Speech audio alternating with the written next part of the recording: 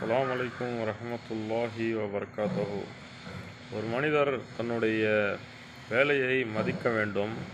அது வியாபாரமாக இருந்தாலும் சரி, அல்லது அவர் ஒரு நிறுவனத்தில் வேலை செய்து கொண்டிருந்தாலும் சரி, அவர் தன்னுடைய அந்த வேலையை மதித்தால்தான் அவருடைய அந்த வேலையானது நிலையாகவும் நிம்மதியாகவும் நல்ல ஒரு பர்க்கத்தை தரக்கூடியதாகவும் ரஹமத்தையும் பர்க்கத்தையும் கொடுக்கக்கூடியதாகவும் இருக்கும். ஆகவே ஒரு மனிதன் தன்னுடைய வேலையை மதிக்க வேண்டும்.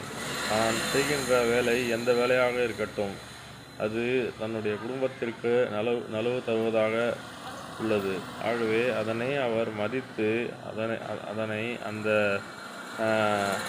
அவருடைய அந்த பணியை சரியான முறையில் அவர் செய்வாரானால் அல்லாஹ் அவருக்கு பர்க்கத்தை வழங்குவான். நன்றி.